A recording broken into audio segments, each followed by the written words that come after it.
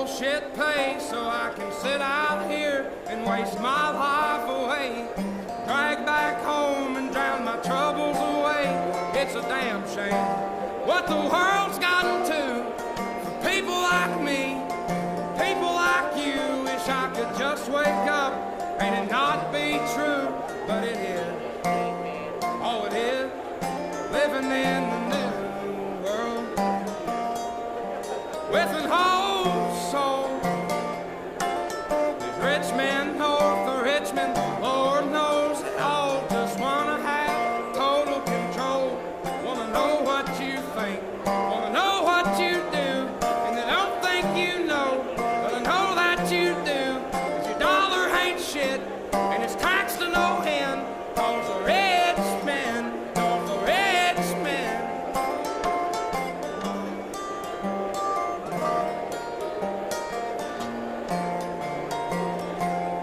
Wish politicians look out for miners, not just miners on an island somewhere. Lord, we got folks in the street, ain't got nothing to eat, and the whole beast milking welfare. God, if you're 5'3" and you're 300 pounds, taxes ought not to pay for your bags of fudge rounds. Young men are putting themselves 6 feet in the ground, 'cause all this damn country does is keep on kicking them down. Lord, it's a damn shame what the world's gotten to for people like me, people like you. Wish I could just wake up and it not be true, but it is. Oh, it is living in the new world with an old soul. These rich men north of Richmond, Lord knows they all just wanna have total control. Wanna know what you think, wanna know what you do, and they don't think you know, but I know that you do. 'Cause your dollar ain't shit, and it's taxed to no end. 'Cause the rich men, north the rich men.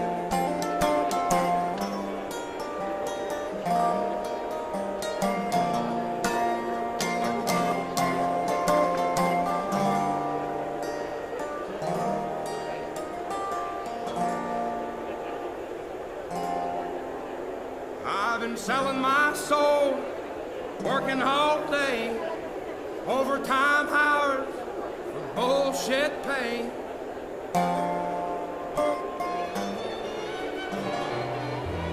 Heavenly shades of night are falling.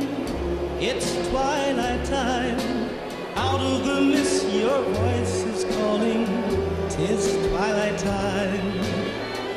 When purple colored curtains mark the end of day, I'll hear you, my dear, at twilight time.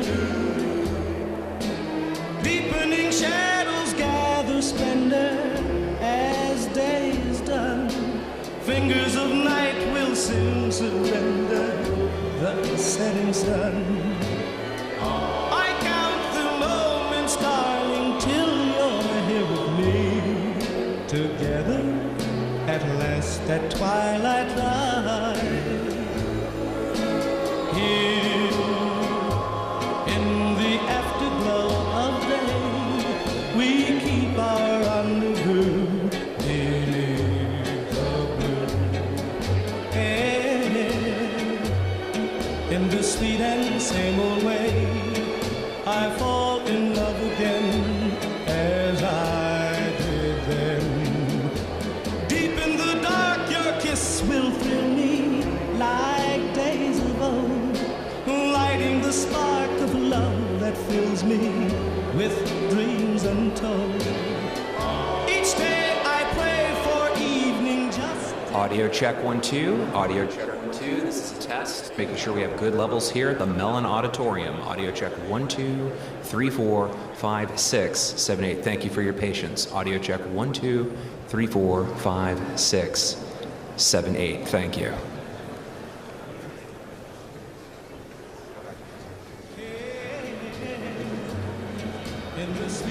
Two options. One, two. That's two on top of each other. That's pretty far. Side, left, step. There we go.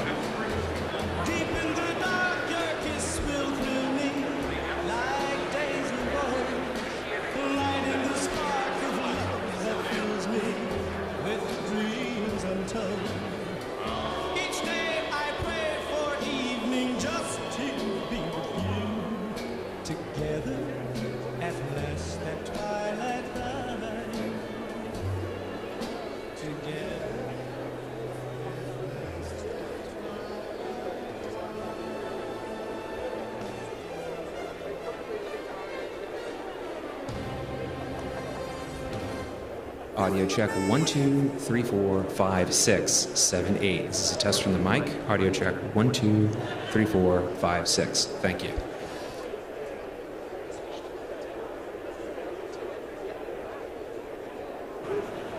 Audio check. Yeah.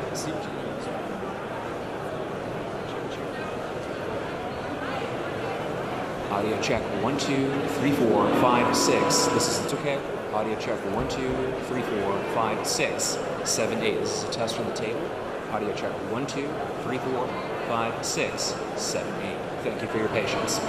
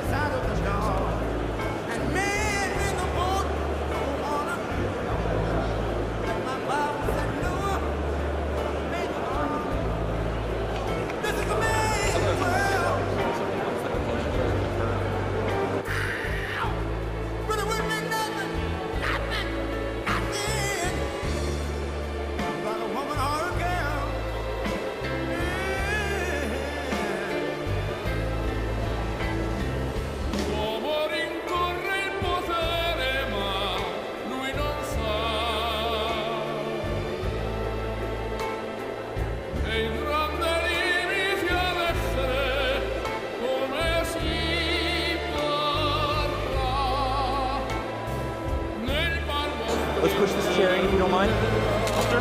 Yep.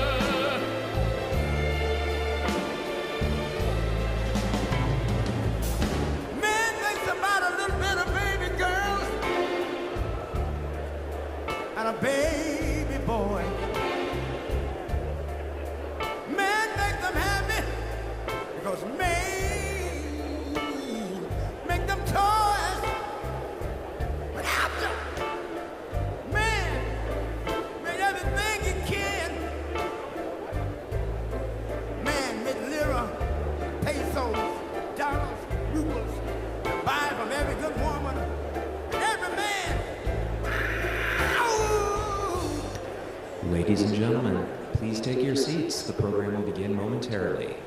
Please take your seats. The program will begin momentarily.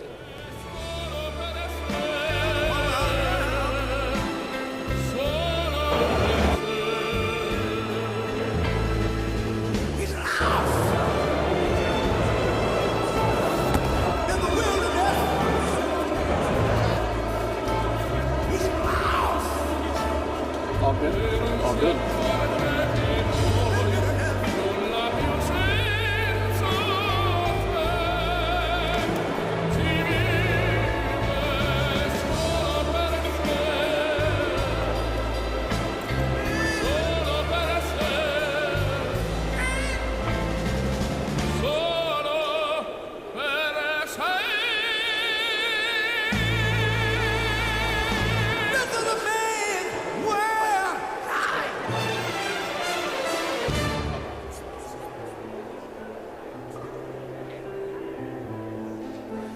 Heard there was a secret chord that David played and it pleased the Lord, but you don't really care for music, do you?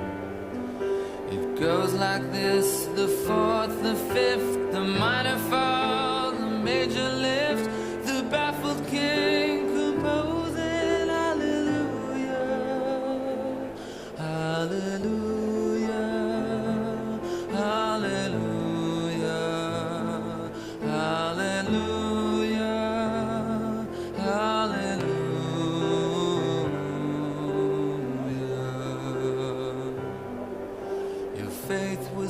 But you needed proof. You saw her bathing on the roof, her beauty and the moonlight overthrew you. tied you to a kitchen chair. She broke your throne, she cut your hair, and from your lips she drew the hallelujah, hallelujah, hallelujah, hallelujah, hallelujah.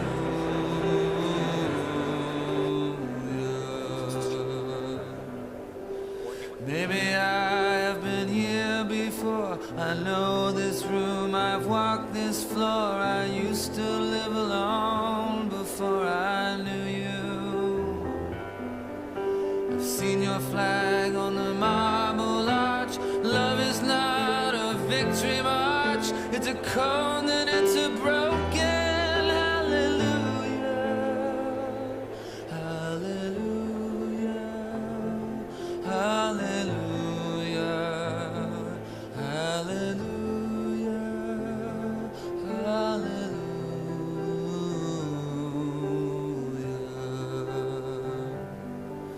There was a time you let me know what's real and going on below, but now you never show it to me, do you? And remember when I moved in you, the holy dark was moving too, and every breath we drew was hallelujah, hallelujah, hallelujah, hallelujah, hallelujah.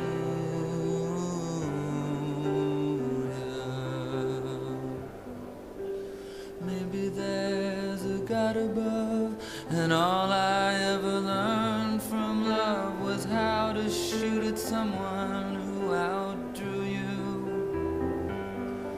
And it's not a cry you can hear at night. It's not somebody who's seen the light. It's a cold and it's a broken hallelujah, hallelujah,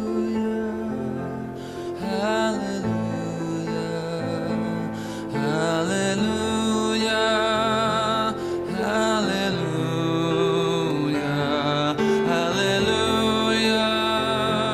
hallelujah, hallelujah,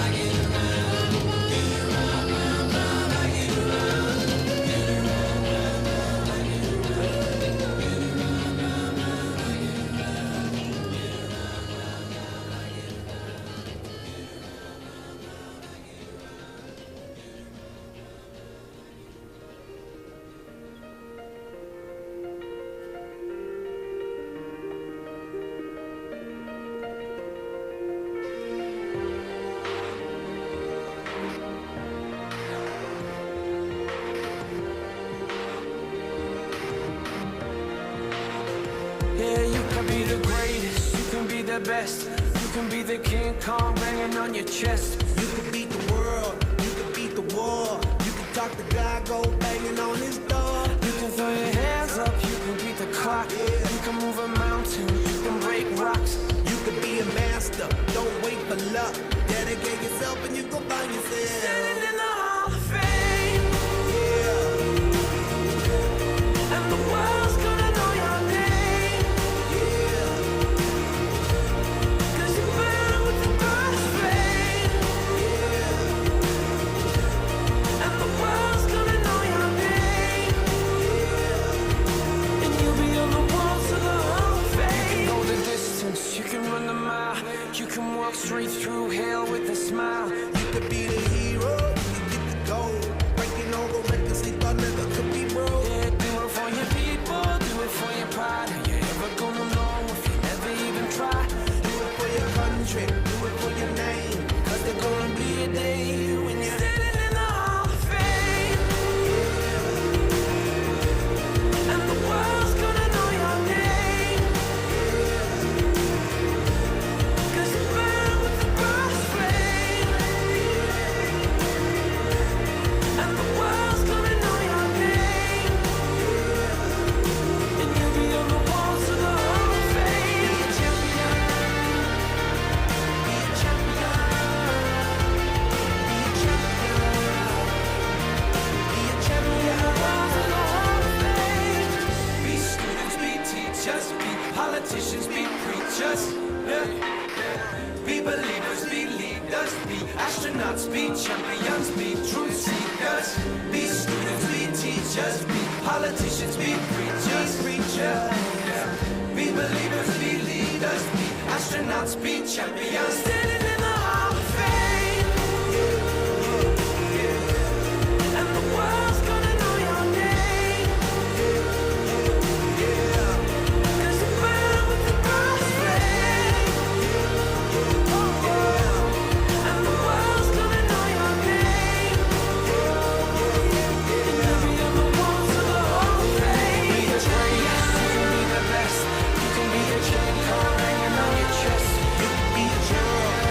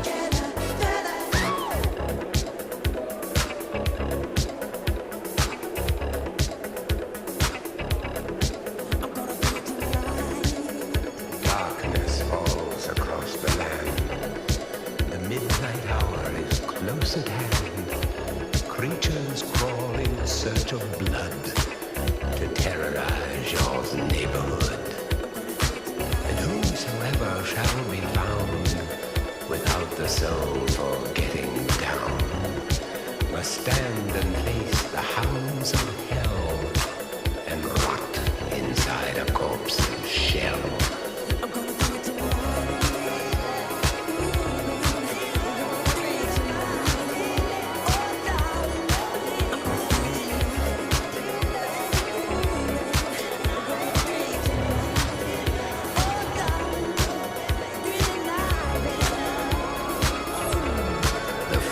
Stenches in the air, the funk of 40,000 years, and grisly ghouls from every tomb are closing in to seal your doom.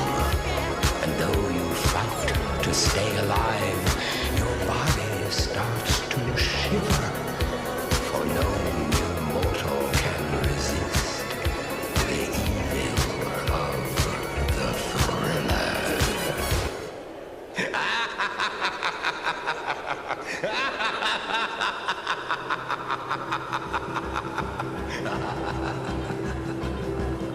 Come on over, baby, whole lot of shaking going on. Yes, I say come on over, baby, baby, you can't go wrong. We ain't faking, whole lot of shaking going on. Well, I say come on over, baby, we got chicken in the corner. Woo, huh? Come on over, baby, well, they got the bull by the horn. We ain't faking, whole lot of shaking going on. Yeah, let's shake, baby, shake. I said shake, baby, shake. I said shake it, baby, shake it. Let's shake, baby, shake. Come on over, whole lot of shaking going on. Oh, let's go.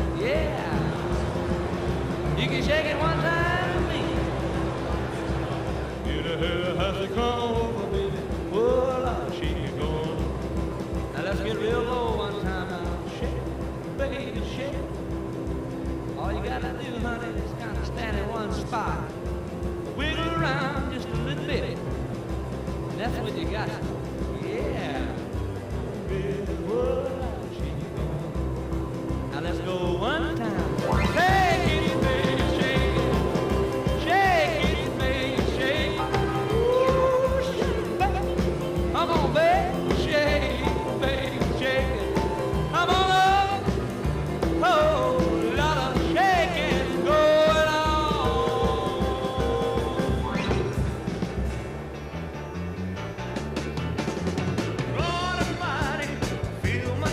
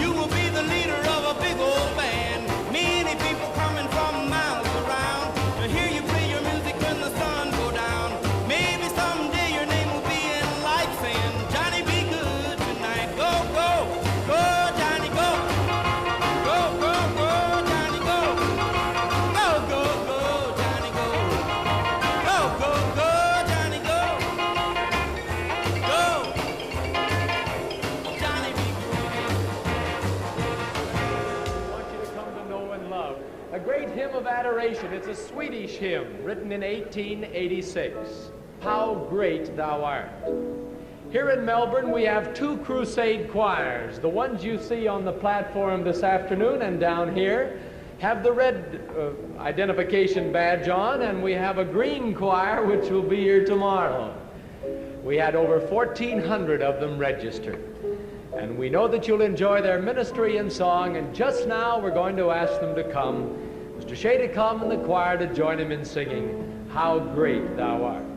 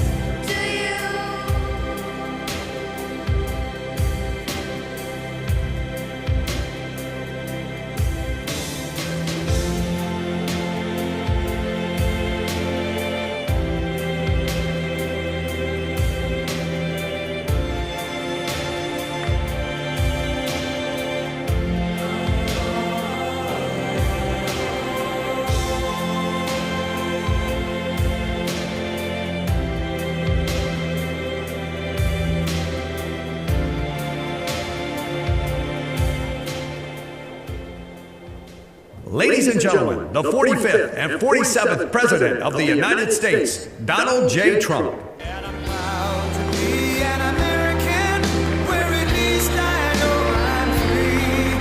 And I won't forget the men who died, who gave that right to me. And I'd gladly stand up next to you and defend her still today. 'Cause there ain't no doubt I love this land. God bless the USA.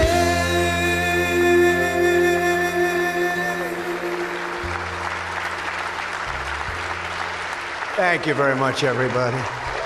What a great song that is, but we'll cut it a little short because we have some business to discuss. What a group of smart ones we have in front of me today. That's about as good as it comes up here, the brain power, the greatest power of them all, the brain power. Well, I'm thrilled to be here with so many tech leaders and luminaries as we take historic action to reassert the future which belongs to America, always has belonged to America. We just lost sight of it on occasion. And I just want to start by stating that we've just concluded our big trade deal with Japan and numerous other countries in addition, as you know. But on the Japan deal, because it was literally just signed, letter was just signed, it gives us a sort of signing bonus. So I'll bring it into sports talk, a signing bonus. Like you have signing bonuses too, I understand. Getting a lot of money, 100 million, that's not bad. But that's not as good as the signing bonus we got. We got a $550 billion signing bonus for the country. And we had the tariff at 25%. As you know, we had a tariff at 25%.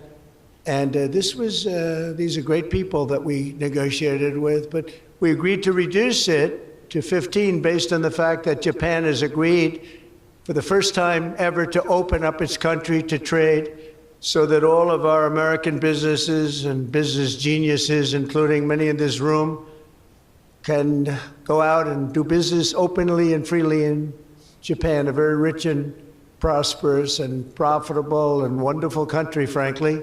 And we will pay a zero tariff as we do business in Japan. So we're paying zero, they're paying 15. We're getting $550 billion. And to be exact, it's 90% of that, but we control the whole lot of it. And it's really been great. And they're very happy, and their stock market went up, and our stock market went up, and that's supposed to be the way it is. Ours went way up, and theirs went up. And we've made numerous other deals like that. But the opening up of a country is very important to us. We have numerous countries that have opened their doors, just made some incredible transactions, but we're going to have a very, very simple tariff for some of the countries. There's so many countries you can't negotiate deals with everyone, so we'll have a straight, simple tariff of anywhere between 15 and 50%. A couple we have 15 because we haven't been getting along with those countries too well, so we just say, let's pay 50, and that's the way it is. But remember, we get countries that were closed, always closed. Everyone in this room would never remember any of them to be open.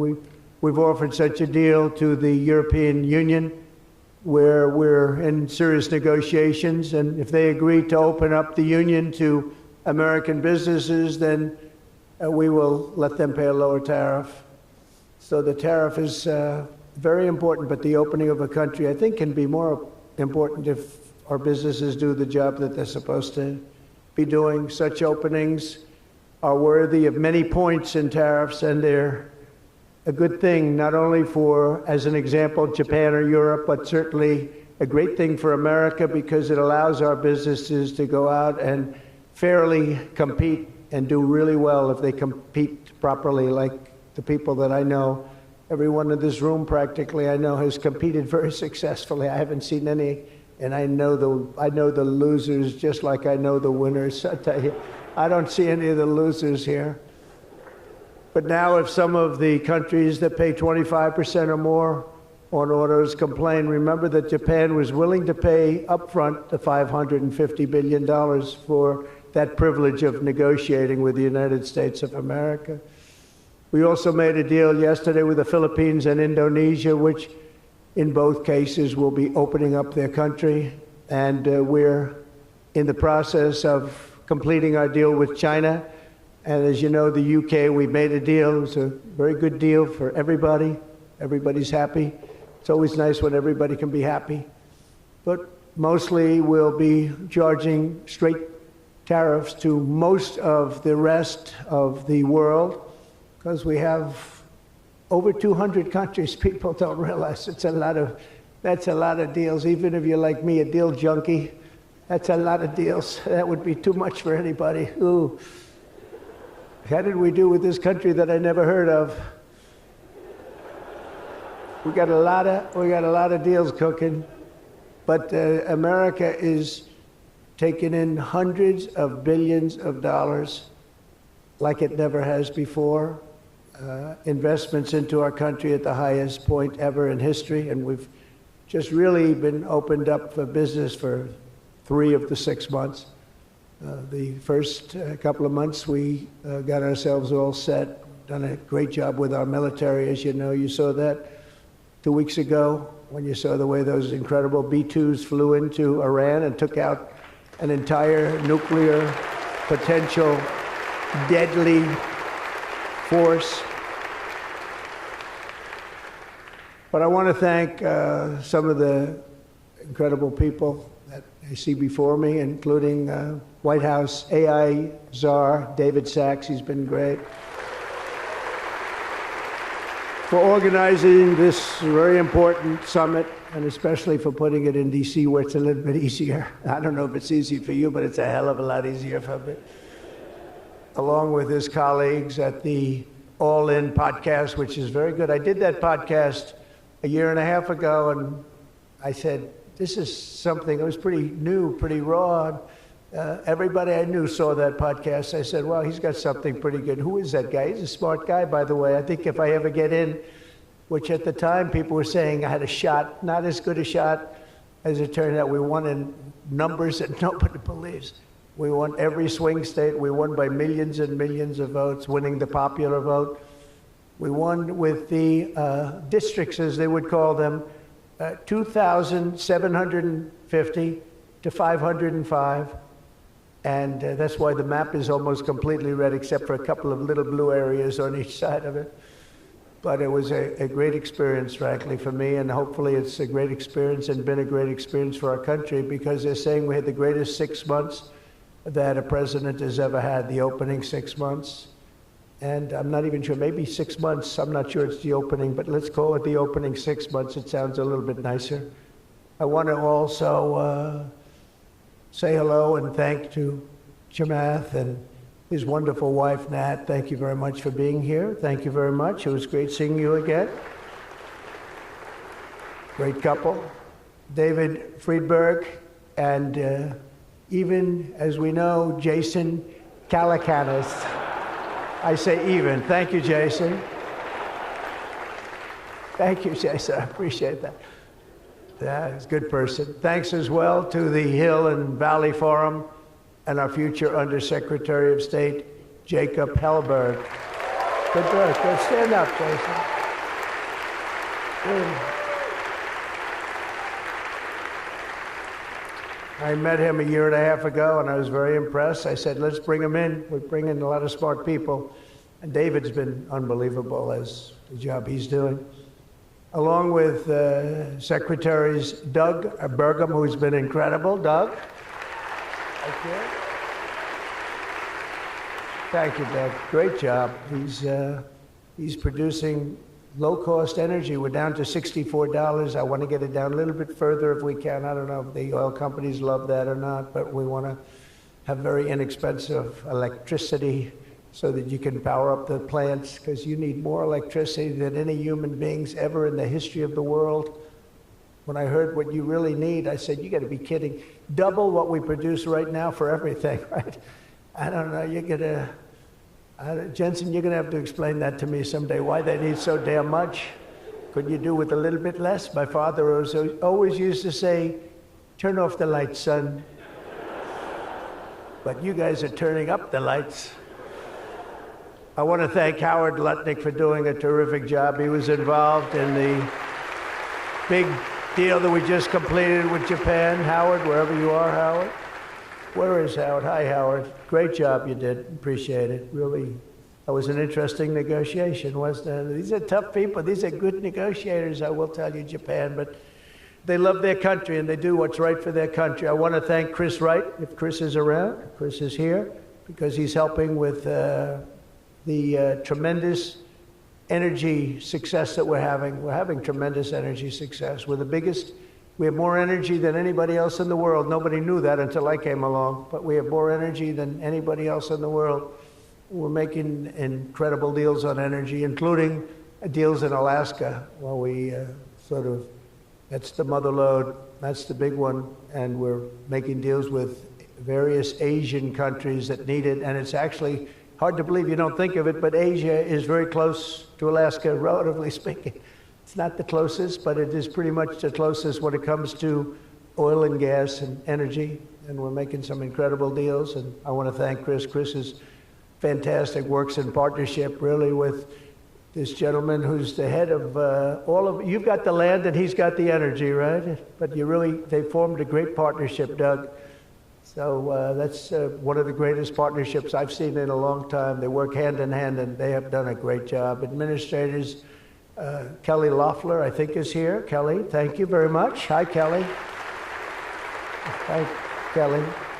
And probably the most important man in the room, and I say it in all sincerity, more important than Doug and Chris and all that energy they're producing. He's a man that produces fast permits on the environmental impact statements. He gets them done. I said, Lee, you have 1 week for nuclear, and you have a couple of days for oil and gas, okay, for the approvals. And we kid, but you know, he really is. He's knocking them out fast. He's knocked out a lot. A lot of you guys have started your plants already, and you've already had your approvals. So where's Lee Zeldin? Is he here? He is so great. This guy, he is so great. That's why he has a slightly better seat than I gave to Doug, you see? He's doing a fantastic job in a lot of ways, but he's doing a great job, and he's getting fast permits, and safe and good and everything else, but he's moving them along rapidly, already given some.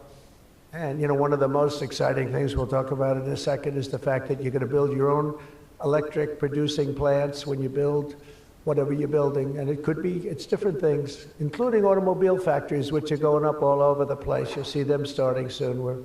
They're moving into our country because of the tariffs, because they don't want to pay the tariffs. They're moving into our country at a record speed. But the ability to build your own electric plant, not having to rely on a 100-year-plus old grid.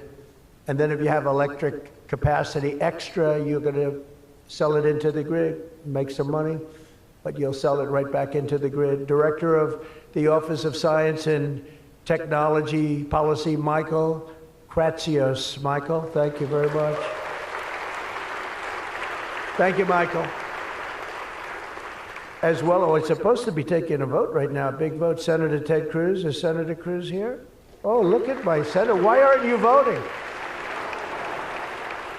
I think we lost David McCormick, who's voting. So is David here? Because you're supposed to be voting, Ted. I don't know. I'll tell you what, this man works hard. Ted works hard, and he works good. And a very special thanks to some of the top industry leaders here, including somebody that's amazing. I said, look, we'll break this guy up. This is before I learned the facts of life. I said, we'll break him up. They said, no, sir, it's very hard. I said, why? I said, what percentages of the market does he have? Sir, he has 100%. I said, who the hell is he? What's his name? His name is Jensen Huang, NVIDIA. I said, what the hell is NVIDIA? I've never heard of it before. He said, you don't want to know about it, sir. I figured we could go in and we could sort of break them up a little bit, get them a little competition. And I found out it's not easy in that business. I said, supposing we put the greatest minds together and they work hand in hand for a couple of years. He said, no, it would take at least 10 years to catch him if he ran NVIDIA totally incompetently from now on. So I said, all right, let's go on to the next one. And then I got to know Jensen, and now I see why. Jensen, will you stand up? What a job. What a job you've done. Yeah. Great. He's a great guy, too. Lisa Sue of AMD. Lisa? Thank you. Congratulations. Great job. Sham Sanakar of Palantir. We buy a lot of things from Palantir. Where are you? Are we paying our bills? I think so. We just made a deal with the European Union where they're going to pay the United States of America 100% of the cost of all military equipment. They're going to ship it to the European Union, and then they'll distribute it, and much of it will go to Ukraine. It's been a long time since you've heard those words, because we're in for $350 billion. But now we send it to Europe, and Europe pays, and they were great. We had a tremendous NATO meeting a few weeks ago, and it was pretty amazing, actually, what happened. They agreed to go from 2% to 5%, and they had 2% where they didn't pay. They have 5% where they've already paid. That's a big difference. That's trillions of dollars, actually, trillions. But they're going to spend that money in the United States with our defense companies, and we're going to send it to them, and they'll distribute the equipment that we send. So that's the way it should have been 3 years ago, frankly. And Jeff Sprecher, the other half of that incredible family, is he here? Is he here?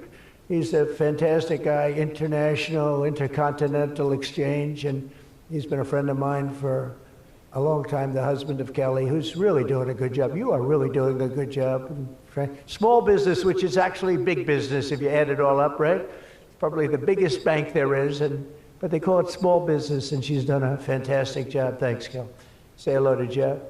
As we gather this afternoon, we're still in the earliest days of one of the most important technological revolutions in the history of the world. Around the globe, everyone is talking about artificial intelligence. I find that too. Artificial, I can't stand it. I don't even like the name. You know, I don't like anything that's artificial. So could we straighten that out, please? We should change the name. I actually mean that. I don't like the name artificial anything, because it's not artificial. It's genius. It's pure genius. And its potential to transform every type of human endeavor and domain of human knowledge, from medicine to manufacturing to warfare and national defense. Whether we like it or not, we're suddenly engaged in a fast-paced competition to build and define this groundbreaking technology that will determine so much about the future of civilization itself, because of the genius and creativity of Silicon Valley. And it is incredible genius. Without question, the most brilliant place anywhere on earth. America is the country that started the AI race. And as President of the United States, I'm here today to declare that America is going to win it. We're going to work hard. We're going to win it.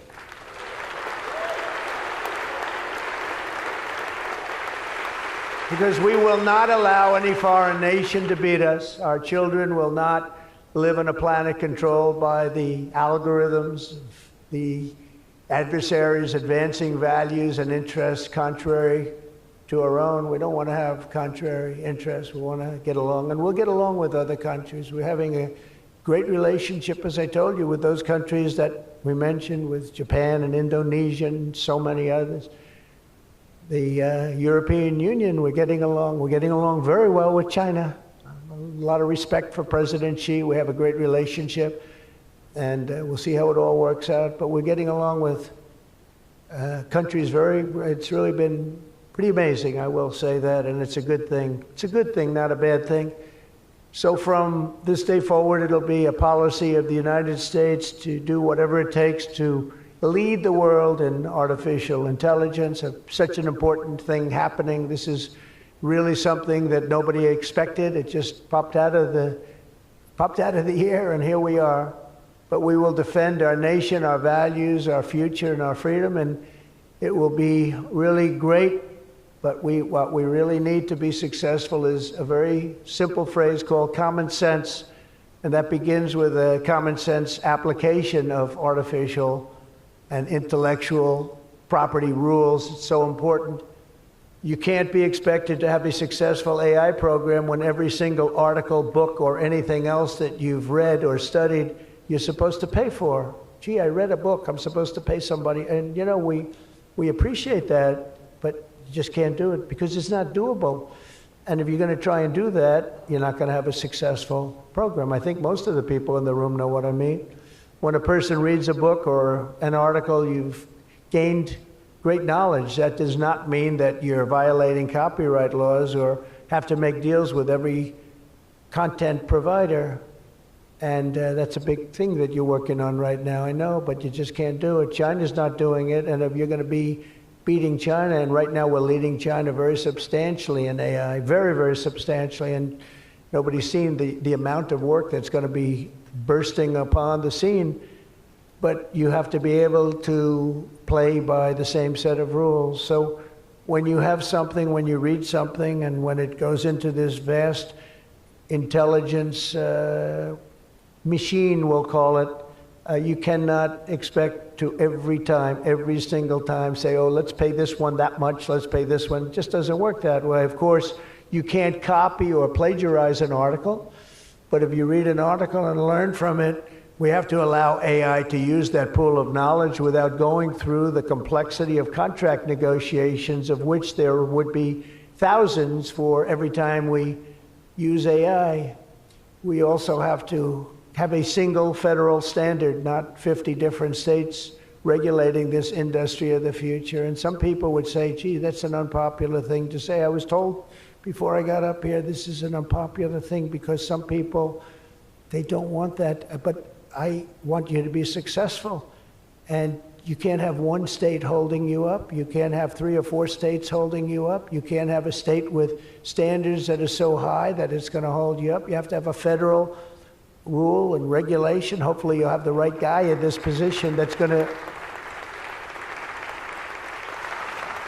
supplant the states. If you are operating under 50 different sets of state laws, the most restrictive state of all will be the one that rules. So you could have a state run by a crazy governor, a governor that hates you, a governor that's not smart, or maybe a governor that's very smart, but decides that he doesn't like the industry and he can put you out of business because you're going to have to go to that lowest common denominator. We need one common sense federal standard that supersedes all states, supersedes everybody, so you don't end up in litigation with 43 states at one time. You got to go litigation free. It's the only way. And we also have to watch Europe, Asia, and all foreign countries so that they don't make rules and regulations that likewise make it impossible for you to do business, and where you'd have to make everything in AI cater to them, because again, you'd have to cater to the toughest country or to the toughest state. You can't do that because it would ruin it. I just terminated all of the, as an example, California car emissions rules, which were a disaster. It cost them just billions of dollars as an industry, but thousands of dollars per car. The emission rule standard, because they were making the production of an automobile almost impossible and at a tremendously higher cost, much more expensive than it should cost, for very little gain, for actually, in my opinion, negative gain. The automobile was worse. Under this administration, our innovation will be unmatched and our capabilities will be unrivaled. And with the help of many of the people in this room, America's ultimate triumph will be absolutely unstoppable. We will be unstoppable as a nation. Again, we're way ahead and we want to stay that way. We can't let individual smaller units stop it, because that's the only thing that can stop it and can really mess it up. As with any such breakthrough, this technology brings the potential for bad as well as for good, for peril as well as for progress. But the daunting power of AI is it's not going to be a reason for retreat from this new frontier. On the contrary, it is the more reason we must ensure It is pioneered first and best. We have to have the best, the first pioneer. We are the best and the first pioneers, and we're going to be really putting a nation that we love, America, we're going to be putting it first. I have an expression, America first, make America great again. A lot of great expressions, but they're all so true. To make America great again, we're going to make this industry absolutely the top, because right now it's a beautiful baby that's born. We have to grow that baby and let that baby thrive. We can't stop it. We can't stop it with politics. We can't stop it with foolish rules and even stupid rules. At the same time, we want to have rules, but they have to be smart. They have to be brilliant. They have to be more brilliant than even the technology itself. Surely there will be challenges on the path ahead, but together we will meet them and transcend them all. We are Americans, and we are Americans first. I have a couple of people I know that don't happen to be from here, but I wish you a lot of luck anyway. I'm looking at 3 people that are not Americans, but they're very good people. Please treat them nicely. But we do not shrink from the future or cower in the face of uncertainty. We dominate the future. We conquer new frontiers, and we control our own fate, and we determine by doing that our own destiny. Winning this competition will be a test of our capacities unlike anything since the dawn of the space age. I believe that. It's hard to believe as the president, the amount of enthusiasm for this one industry. I mean, I can talk about cars where we're doing incredibly well. We have car companies moving in all the time, but I talk about other industries. Everybody's saying this is going to dominate the world. It's going to dominate every industry that ever conceived. I don't know if that's true. I don't know if it's true, but I can tell you that a lot of very brilliant people think it is true. It'll dominate everything. It will challenge us to marshal all of our strength and flex the muscles of American ingenuity and resolve like probably never before. It will require us to blast through obsolete systems, cut through thickets of regulation. We've got to get rid of some of the regulation, but we want good regulation and rebuild the industrial bedrock of our country. And perhaps most importantly, winning the AI race will demand a new spirit of patriotism and national loyalty in Silicon Valley and long beyond Silicon Valley.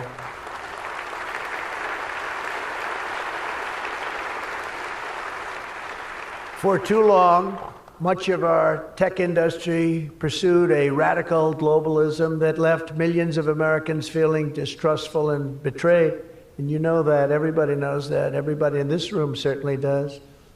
Many of our largest tech companies have reaped the blessings of American freedom while building their factories in China, hiring workers in India, and slashing profits in Ireland. You know that?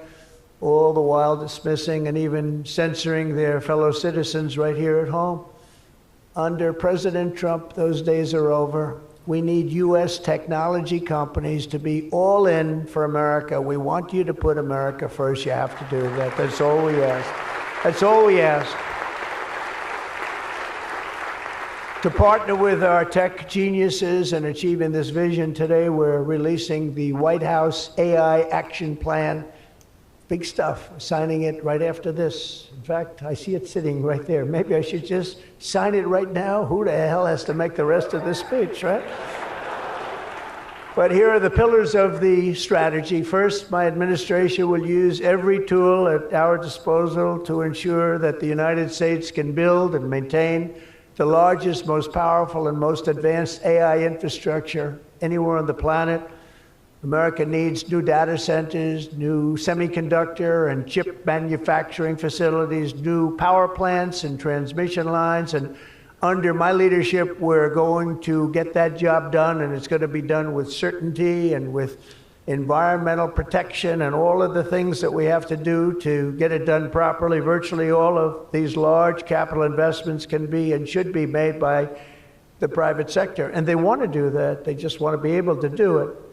But for that reason, America must once again be a country where innovators are rewarded with a green light, not strangled with red tape so they can't move, so they can't breathe, and that's not going to happen. You're going to see things that you've never seen in this country before. so often, and I've been watching for many years, I've watched regulation. I've been a victim of regulation. A zone change that takes 6 years for a building in Manhattan or whatever, but I was good at zone changes, but it took a long time.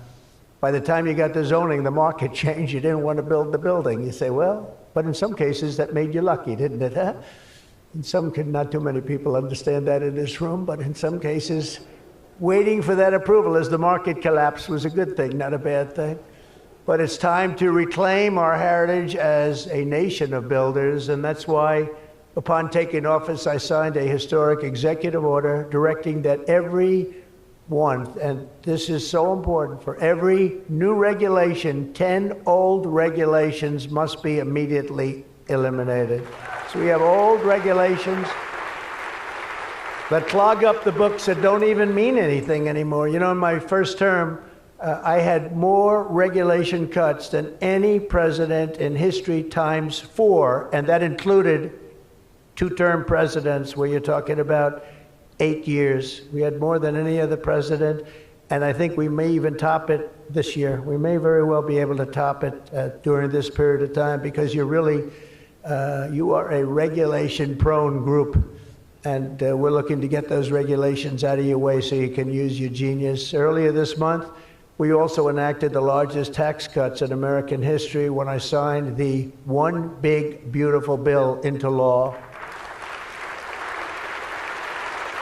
And I think the most important thing in the whole tax cut, in terms of pure economics, and I think one of the reasons that my first, we had the most successful economy in history during my first term, and I think this is going to blow it away. So far it is, and I think this is going to blow it away. But the reason we had was I had expensing at 100%. And what we did is we included 100% in this bill, expensing for all capital expenditures, including investments in factories and equipment and structure. Structure wasn't included last time, so even structure, and you're able to write it all off immediately. That's the biggest thing, not 38 years, not 42 years, you're able to write it all off immediately. And this time we've made it for 10 years, not for 1 year. We've made it for 10 years, so you have a much longer period, but I'd say get out and take advantage of it. I think that's one of the reasons that we had such an incredible success with the first tax cuts. And one of the things that this bill does is it extends the first tax cuts and makes them permanent. And in addition to that, we were granted other taxes, like no tax on tips, no tax on Social Security, no tax on overtime. A lot of great things. One of the things that I mentioned, not so pertinent here, but if you're in the automobile business, it's pertinent. I said, why is it that people like us always are looking for expenses and deductions, and people that buy automobiles that really have to go out and borrow money to buy a car, why aren't they allowed to deduct the interest on their loan to buy a car from their income tax? And we got it approved. We got it approved. And that is such a big thing. And I think that's going to be such a big thing for the automobile industry. We're going to be making more cars. Within a few years, we're going to be making more cars than we made in the very beginning, in the super prime. We lost almost 50% of our automobile business to Mexico, Canada, and various other places, as you know, in Europe and in Asia. And now we're getting it back. We're getting it back in record numbers. And I think we're going to be topping any amount. In a few years, we'll be making more automobiles than we've ever made in the history of our country, including what I call prime time. My administration is also pursuing a future of all-out American energy dominance. And on day one, I terminated the Green New Scam. You know what that was? You were all victims to it. Perhaps the second or third greatest scam in the history of our country. I would say the first was Russia, Russia, Russia. And we had a couple of others too. But the Green New Scam was one of the greatest. It's so ridiculous what they've made you do. The carbon footprint. They talked about the carbon footprint, and then Obama hops onto a 747 Air Force One and flies to Hawaii to play a round of golf and comes back. What about the carbon footprint? No, we didn't like that. And what Biden has done is absolutely terrible. He made it impossible, almost impossible for people to do business, not even talking about the border. where millions and millions of people flowed into our country, many from prisons, from jails, from gangs, from mental institutions all over the world. No, we're not doing that. We have to get them out. We've got 11,888 murderers, many of them committed more than one murder. Many of them, more than 50%, committed more murders. We're getting them out of our country, or in some cases they're so bad, we're not getting them out. We're having to lock them up because we don't want them ever to come back, no matter how good we're doing. You know, last month, you probably read, we had 0 people enter our country illegally. And over the last number of years, you'd have hundreds of thousands, literally hundreds of thousands of people a week pour into our country, totally unvetted and unchecked. And what the hell were they thinking? What they've done to our country is so sad, and we can never forget it. But we're unleashing all forms of energy, including natural gas, oil, and clean, beautiful coal. I instructed my people, in the form of Chris and Doug in particular, you are not allowed to say the word coal without saying clean, beautiful in front of it. You can only say clean, beautiful coal. It's a little embarrassing because we had somebody making a speech the other day, right? And he mentioned the word coal about 30 times because that was the subject. And he kept going clean, beautiful. I wanted to say, okay, just take it easy. You could just, got a little bit crazy, right, Doug? But it's, you know, China's using it. They're building now 57 big power plants, all fueled by coal. And we have to compete, we have to win, and we're going to have clean, beautiful coal, but we have more coal than any. We have more anything in terms of energy than anybody. Oil and gas, we also have more coal. In May, I also signed an executive order to rapidly begin construction of safe, reliable nuclear reactors. That's a big thing now. And many of you are going to be using nuclear. You know, I had problems with nuclear. I saw some of the things, but what they've done with nuclear is like what you've done with AI and other things. It's incredible, actually. It's long-term, it's inexpensive, it's safe. What they've done is really amazing. So we opened up the industry, very strict rules, but we opened up the industry, and some of you are going to choose nuclear over oil and gas or whatever it might be. Under the last year of Biden, China added 11 times as much power generation capacity as did the United States. Can you imagine that? 11 times. Under the Trump administration, we will be saying those very famous campaign words, drill, baby, drill, and build, baby, build. And we will be adding at least as much electric capacity as China. We think we're going to catch them and maybe even have something a little bit extra. They're going very rapidly, but so are we. And we'll be doing at least as much, and every company will be given the right to build their own power plant. So when you build, you can build your power plant with it, and you are essentially going to become your own utility. It's a utility to yourselves. And as I said, any excess energy you're going to sell back to the grid and make plenty of money doing it. As a result of these pro-American policies since my election, we're seeing trillions and trillions of dollars in new investments. So at this moment, we have almost $17 trillion coming into this country. There's never been a period of time like that. And that's in a period of a few months. In a few months, Meta, Amazon, Google, Microsoft are all investing $320 billion or more in data centers and AI infrastructure this year. Those companies are really, they're really going at it, and they're very smart people, very good people. I got to know a lot of them. You know, I didn't like them so much the first term when I was running. I wouldn't say I was thrilled with them, but I've gotten to know them and like them, and I think they got to like me, but I think they got to like my policies maybe much more than me. NVIDIA has committed $500 billion over the next 4 years. Thank you, Jensen. I'm sure that'll be a good investment. If you're doing it, it's good. Thank you very much. It's a great statement. Last week, I was in Pennsylvania as 20 companies announced $92 billion with David McCormick, senator, great guy from Pennsylvania. $92 billion in energy and data center projects, including what will soon be the largest natural gas power plant anywhere in North America. They're going to town. It's already under construction, the largest in North America by far. For decades, we had leaders who spent their time focused on building up foreign nations, Under the Trump administration, we are going to have leaders who are going to build up our nation. This colossal investment in AI infrastructure and many other industries, for that matter, such as automobiles and so many other things, will also create thousands and thousands of great-paying jobs, the kind of jobs we want, including lots of blue-collar jobs. And, you know, our numbers are very good right now, but wait till you see these numbers in 2 years from now. It will mean higher wages and more opportunity for millions of energy workers, HVAC technicians, engineers, electricians, and the hardworking citizens who make our country run. These are great people that make our country actually run. To ensure America maintains the world-class infrastructure we need to win today, I will sign a sweeping executive order to fast-track federal permitting, streamline reviews, and do everything possible to expedite construction of all major AI infrastructure projects. And this will be done.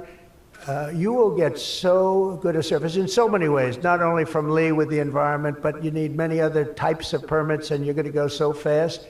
You're going to say, well, wait a minute, this is too fast. I didn't expect to go this quickly. This is a problem. I may cause a problem in opposite, but including factories, data centers, and power plants of all kinds, the United States will have total industrial and technological supremacy. The second pillar of our action plan for AI dominance is to get the entire world running on the backbone of American technology, and I think that's very much happening right now, and I think it's going to happen. The last administration was obsessed with imposing restrictions on AI, including extreme restrictions on its exports. As you know, they made it very difficult to export. This alienated American partners and drove even our friends into the arms of China and other countries. That's why upon taking office, I repealed the so-called Biden diffusion rule. Can you imagine that? That crippled American AI exports, the Biden diffusion rule. I wonder who came up with that name, because he has no idea what it is. He had no idea what it was. He came up with a rule. I wonder who drew that one. I wonder, was that signed by the Autopen, I think, because they went to him and said, we're going to do a diffusion rule. Mr. President, what? It's okay, the Autopen will take care of it. It's one of the greatest scandals in the history of our country, let me tell you. Under my administration, we will maintain necessary protections for our national security, but we will never forget that the greatest threat of all is to forfeit the race and force our partners into rival technology. We're not going to do that. We're not going to do that. Okay? Not going to let that happen. That could be the end. When I traveled to the Middle East in May, every leader I met was thrilled to do business with American tech firms and with America, and they were all thrilled to meet me, believe it or not. It's hard to believe, isn't it? But they were. By the way, most powerful woman in the world is here today. Susie Wiles, stand up, please. Susie Wiles, Chief of Staff.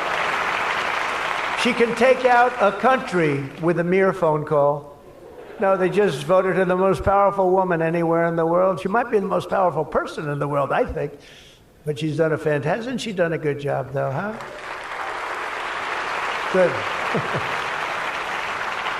But we're going to come home with trillions and trillions of dollars in deals, and that's the way it is. But the King of Saudi Arabia, I met three great leaders. I went to three countries predominantly. King of Saudi Arabia said, and I can say that Qatar and UAE, the leaders, brilliant guys, great people, they said the same thing. They said, you know what, that 1 year ago, your country was dead. It was a dead country.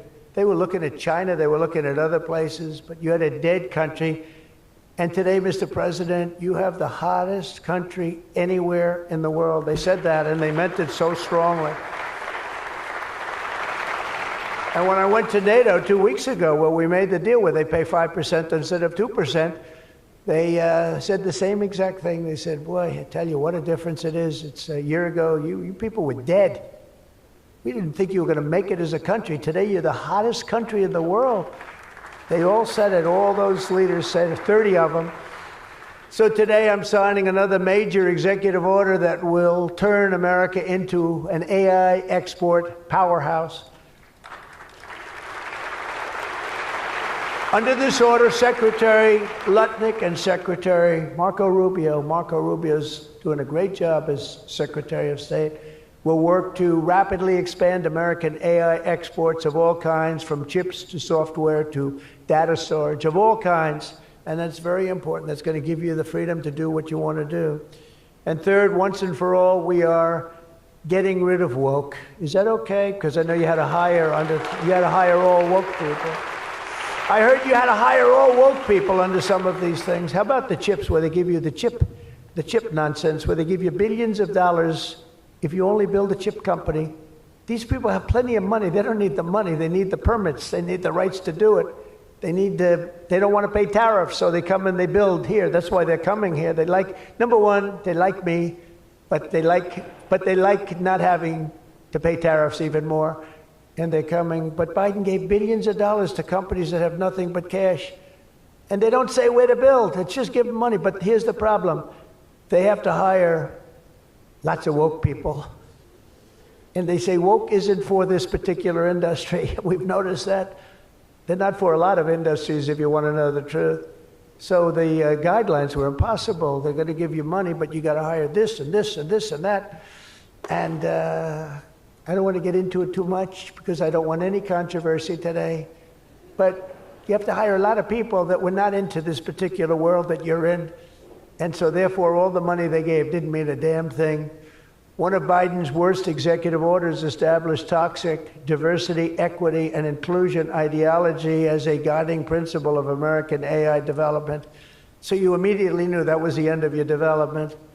But the American people do not want woke Marxist lunacy in the AI models, and neither do other countries. They don't want it. They don't want anything to do with it. That's why on day one, I very proudly terminated Joe Biden's order on woke AI effective immediately. You don't have any of those crazy rules. Crazy rule.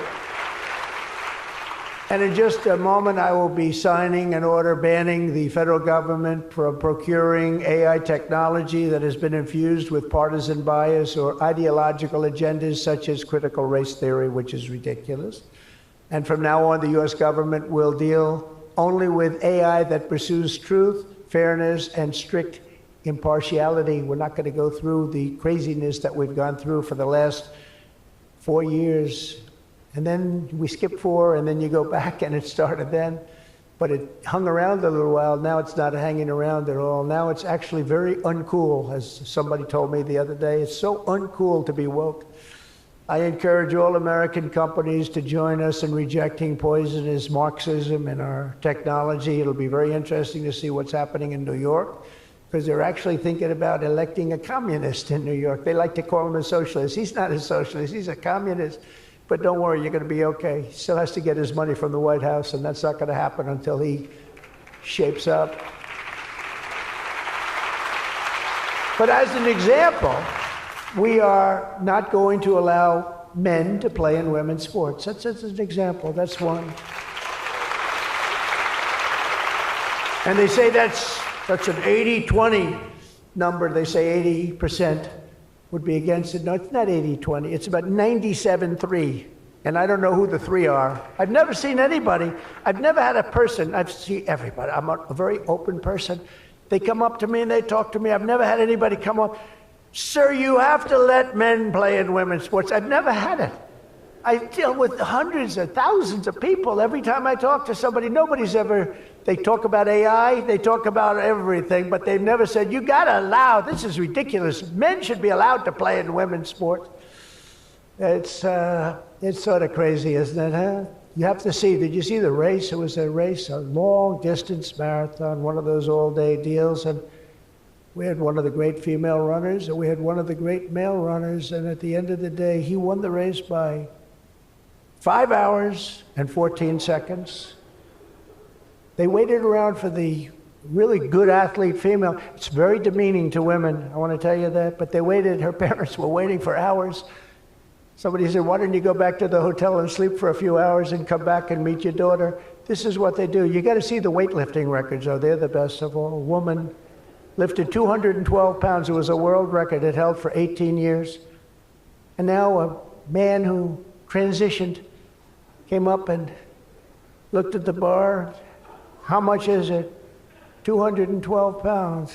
Oh, let me try it. Ring, bong. I think he broke the record by 109 pounds. It's going to be a long time. It's going to be a long time before a woman catches that. And these are great athletes and great people, and it's demeaning. And who the hell wants this? We're off of that whole standard, because I just tell you those as examples.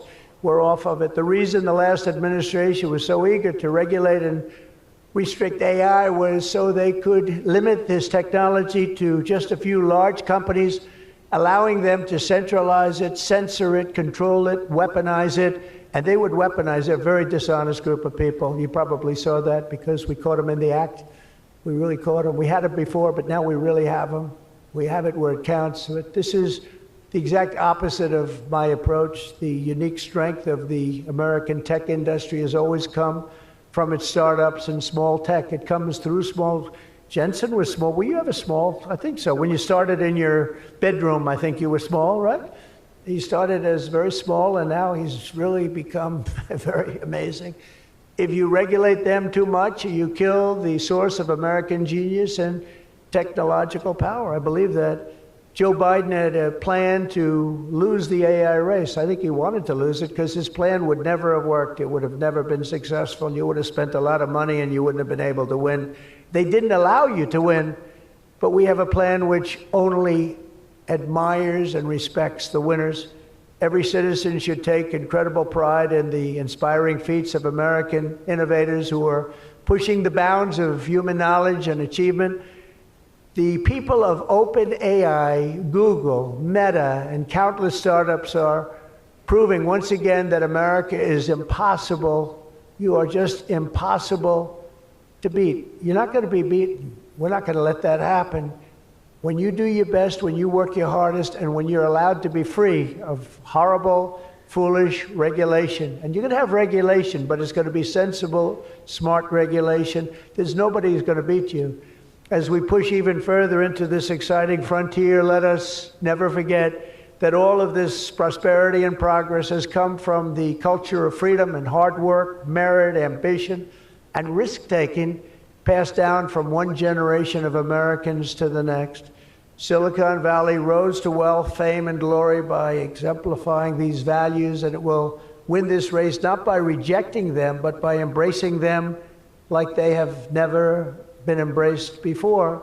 We must put America first. This is a nation that invented the light bulb, the telegraph, the television, the telephone, the computer chip, the smartphone, the GPS, the integrated circuit, and even the internet.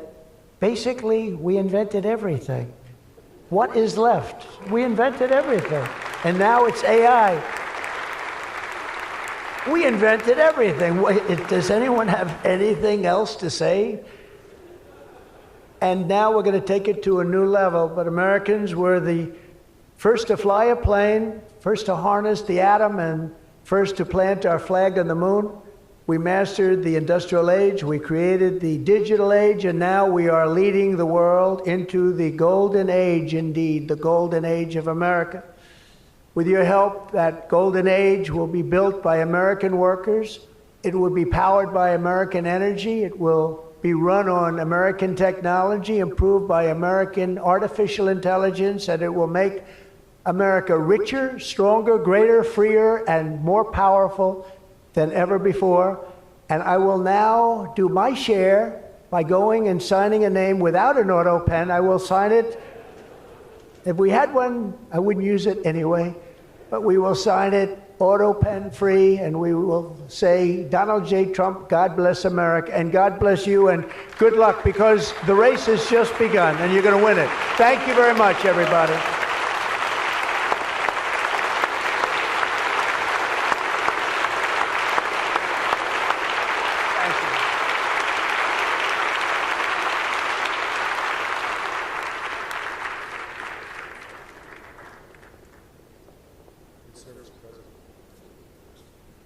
Mr. President, the first executive order that we've prepared for your signature today relates to federal permitting for data center infrastructure. As you mentioned during your speech, this is a crucial issue affecting the entire AI industry.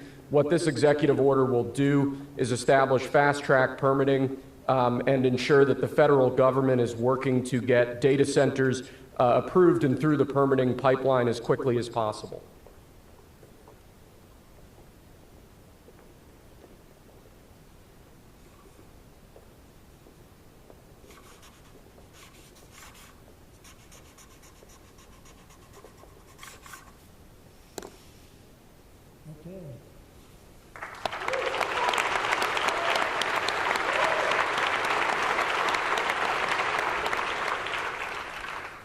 As you said before, sir, it's absolutely essential that American AI models and the American AI industry dominates the future of this industry around the world. What this next executive order will do is promote, through various instrumentalities of the federal government, the export abroad of American AI models to ensure American AI dominance in the future.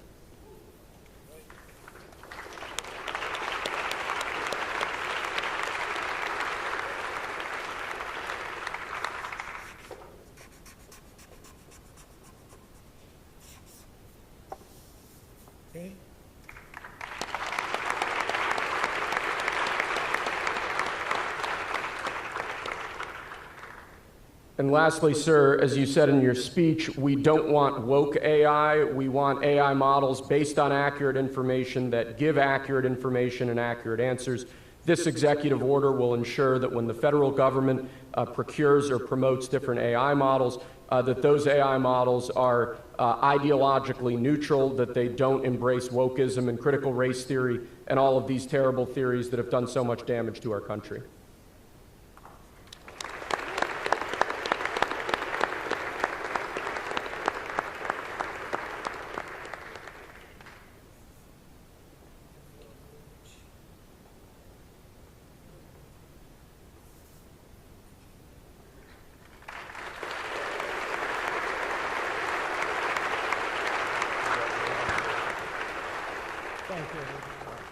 Thank you very much, everybody. Good luck. Good luck. Thank you.